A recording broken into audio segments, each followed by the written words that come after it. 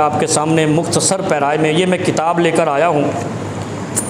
یہ کتاب آپ کو شاید مارکیٹ میں مل جائے گی ہر جگہ سے، جہاں مکتبے ہوں گے، دکانیں ہوں گی اسلامی کتب کی۔ یہ امام ابو حنیفہ کے شاگرد ہیں، امام محمد۔ حنفی لوگوں کو زیادہ علم ہوگا، سلفی لوگ تو امام شمام مانتے کوئی نہیں، سیدھے ہی اللہ کے نبی کے پاس اور اللہ کے بنائے ہوئے امام کے پاس جاتے ہیں۔ اللہ نے ایک ہی کو امام بنایا، باقی سارے ہم نے بنائے، یہ ذہن میں رکھنا۔ اللہ ایک ہے اور اللہ کا بنایا ہوا ایک ہی امام ہے، یوم آخرت میں اسی کی سفارت چلنی ہے، ایسے ہی ہے۔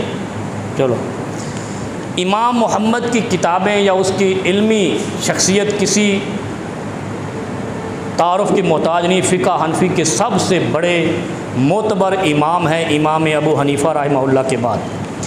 انہوں نے امام ابو حنیفہ رحمہ اللہ کے استاد ابراہیم نخعی رحمہ اللہ کی ایک بات نقل کی ہے،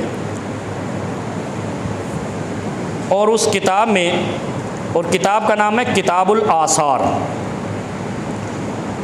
صفحہ نمبر ہے 194، جلد 1 ہے۔ میں آرام سے بتاؤں گا، اس مسئلے کو آپ نے اپنے کان کوٹھڑیوں میں یا کال کوٹھڑیوں میں محفوظ کرنا ہے۔ امام ابو حنیفہ رحمہ اللہ کے استاد فرماتے ہیں ابراہیم نخعی، سووا صفوفکم وسووا مناکبکم تراسوا او لیتخللنکم الشیطان کاولاد الحذف۔ یہ تو حدیث مصطفیٰ صلی اللہ علیہ وسلم سے حدیث ہے، لیکن امام محمد اس پہ کیا کہتے ہیں؟ امام ابو حنیفہ کے شاگرد اور ابراہیم نخعی رحمہ اللہ کے پوتے شاگرد، تعلیم میں شاگرد ہیں، پوتے بنتے ہیں وہ، جنس میں پوتے نہیں، نسل میں پوتے نہیں، علم میں پوتے ہیں، کیونکہ ابراہیم نخعی امام ابو حنیفہ کے استاد اور یہ امام ابو حنیفہ کے شاگرد، تو ابراہیم نخعی کے علمی پوتے ہوئے اور امام ابو حنیفہ کے بیٹے ہوئے علم میں۔ امام محمد اپنے دادا استاد کی بات نقل کرنے، نبی علیہ السلام کی حدیث دادا نے نقل کی، یہ اس کی وضاحت کرتے ہیں، فرماتے ہیں وَبِهِ نَأْخُذُ لَا يَنبَغِي أَن يُتْرَكَ الصَّفُّ وَفِيهِ الْخَلَلُ۔ امام محمد کہتے ہیں امام ابو حنیفہ کے شاگرد کہ یہ کسی بھی مومن کے لیے لا ينبغي مناسب نہیں ہے کہ یترک الصف وفیہ الخلل، کہ ایسی صف بنائی جائے کہ اس میں شگاف ہو۔ شگاف کہاں پڑتا ہے؟ دو ٹانگوں کے درمیان، ایک بندے کے درمیان، یا دو بندوں کے درمیان؟ یہ آپ نے سمجھ لینا ہے، دو بندوں کے درمیان شگاف نہ ہو۔ حتیٰ یسووا،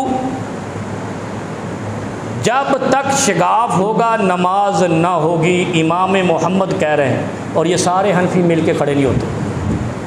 ان کو کہو نا مل کے کھڑے ہو جاؤ، کہتے بھابی ٹنگا چوڑیاں کر دینے، یہ تو پتر پتہ چل جائے کہ سارا ہی اتنے چوڑا کتا پیا ہونا ہے۔ جب تجھے لمبا کیا ہوا ہوگا نا حشر میں، کہ تو ان کو تانا دیتا تھا ٹانگیں چوڑی کرتے ہیں، تجھے شگاف نظر نہیں آیا، اور پھر نبی علیہ السلام فرماتے ہیں کہ بکری کا بچے کی طرح شیطان آ کے بیچ میں کھڑا ہوتا ہے۔ دو بندوں کے درمیان اگر شگاف ہو، میمنا نہیں ہوتا چھوٹا سا میمنا، اس کی طرح شیطان آ کے کھڑا ہوتا ہے۔ اب یہ دیکھو، شیطان ویسے کسی کو نظر آیا آج تک؟ جبرائیل علیہ السلام نظر آئے؟ یہ غیر مرئی مخلوق ہیں اللہ کی، ایک نوری ہے ایک ناری ہے، ایسے ہی ہے۔ اور ہم تغاری ہیں، ہم مٹی سے بنے ہوئے ہیں نا، تغاری سے، اور جنات آگ سے، اور فرشتے اللہ کے نور سے۔ جب وہ نظر نہیں آئے تو شیاطین بھی جنات میں سے ہیں، ناری مخلوق ہیں، آگ کی مخلوق ہیں۔ اب جب نظر نہیں آ رہا ہے تو پھر اس پہ بحث نہیں ہوگی کہ ہیں یا نہیں ہیں، اس پہ بحث ہوگی کہ نبی علیہ السلام نے فرمایا کہ جب دو بندے آپس میں مل کر کھڑے نہیں ہوتے، امام محمد کہتے ہیں وہ نماز نہیں ہوتی۔ یہ میرا چیلنج ہے، میں اس لیے بک لے کر آیا ہوں، کوئی حنفی اس امام محمد کے قول کو غلط ثابت کر دے، اور اگر یہ قول امام محمد اور امام ابراہیم نخعی ثم امام کائنات صلی اللہ علیہ وسلم صحیح ہے، درست ہے، تو پھر مل کے کھڑے نہ ہو کے تمہاری نمازیں برباد ہیں۔ پھر اللہ کے سامنے وہ نمازیں کامل نہیں ہیں، کیونکہ امام محمد کہتے ہیں وہ نماز ہوتی ہی نہیں جس میں شگاف ہو، اس لیے کہ جب شگاف ہوگا اس میں شیطان ہوگا بکری کے بچے کی طرح، اور جہاں شیطان ہوگا وہ اللہ کا کام نہیں ہوگا۔ سیدھی بات، صاف ستھری۔ پھر آگے چلیں، ادھر ہی ختم نہیں کی، پھر فتاوی شامی، ان کے مناظر اس کا بڑا حوالہ دیتے ہیں، جس کو در مختار، رد مختار، پھر اس کے بعد اس کو فتاوی شامی، 3 نام ہے۔ فقہ حنفی جس پہ آج کے دور میں منحصر ہے، سب سے اہم کتاب ہے۔ فتاوی شامی میں کہتے ہیں وَيَصُفُّهُمُ الْإِمَامُ بِأَنْ يَأْمُرَهُمْ بِذَلِكَ قَالَ شَمَّنِي وَيَنبَغِي أَنْ يَأْمُرَهُمْ بِأَنْ يَتَرَاصُوا وَيَسُدُّوا الْخَلَلَ وَيَصَبُّوا مَنَاكِبَهُمْ۔ فتاوی شامی میں لکھا ہے کہ اگر نماز کے دوران 2 آدمیوں میں شگاف ہے تو وہ صف نہیں ہے۔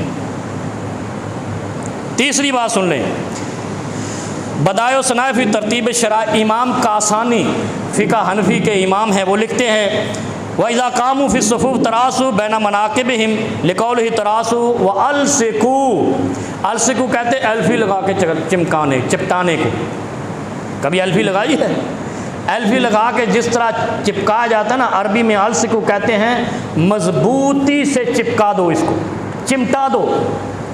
امام کاسانی کہتے ہیں اگر صف مضبوطی سے چمٹی ہوئی نہیں ہے تو وہ نماز نہیں ہے۔ آگے چلتے ہیں، ابھی بات ختم کرتے ہیں، بڑی اہم بات۔ اب آ گئے ہم شیعہ اور سنی کے جھگڑے میں۔ یہ میں واقعہ پہلے سنا چکا ہوں، لیکن آج مجھے حضرت علی المرتضیٰ رضی اللہ عنہ کی روایت آ گئی سامنے، تو میں نے کہا آپ کے گوش گزار کر دوں، بڑے تأمل سے، ویسے بھی آدھے اسپیکر خراب ہیں۔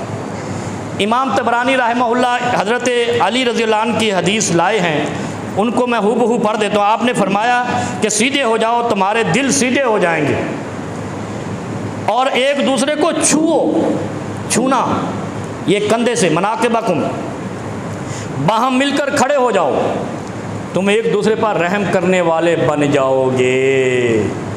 اصل بات یہ ہے، بر صغیر کے مسلمانوں میں آپس میں رحم دلی نہیں ہے،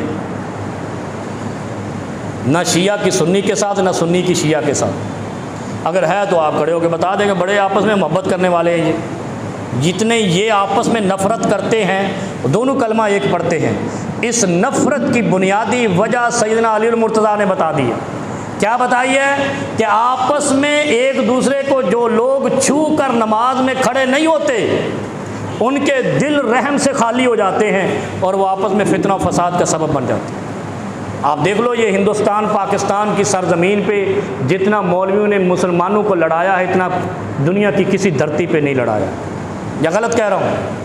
اس کی وجہ یہ ہے کہ ان کا جو عراق کے امام ہے وہ کہہ رہے ہیں چھو کر کھڑے ہو جاؤ، آپس میں رحم دلی پیدا ہوگی۔ سیدنا علی المرتضیٰ بھی کہتے ہیں آپس میں چھو کر کھڑے ہو جاؤ، رحم دل ہو جاؤ گے۔ جب سے آپس میں چھو کر کھڑے ہونے سے دور ہونے کے مفتیوں کے فتوے آئے ہیں، امت کے دل ٹوٹ گئے ہیں، رحم ختم ہو گئے ہیں، فتنہ برپا ہے، لڑائی ہے، جھگڑا ہے، فرقہ واریت ہے، قتل و غارت ہے، دین کے نام پہ قتل و غارت ہے۔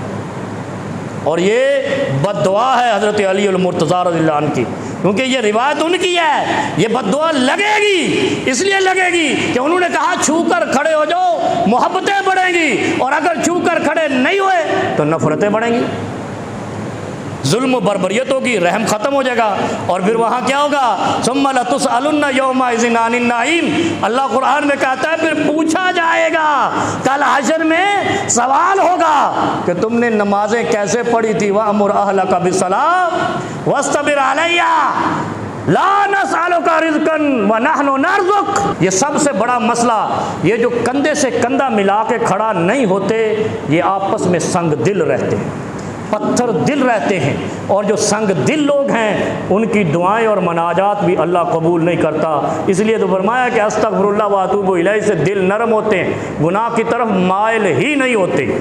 اور جب نماز پڑھتا ہے تو اللہ اس کے ساتھ ہی کہتا ہے لا نسألک رزقا، پھر اس رزق کے بارے میں سوال کرنے کی تمہیں فرصت نہیں ملے گی، اللہ خود ہی رزق کے انبار لگا دے گا، صرف نماز اللہ کے حکم کے مطابق ادا کرنی ہے۔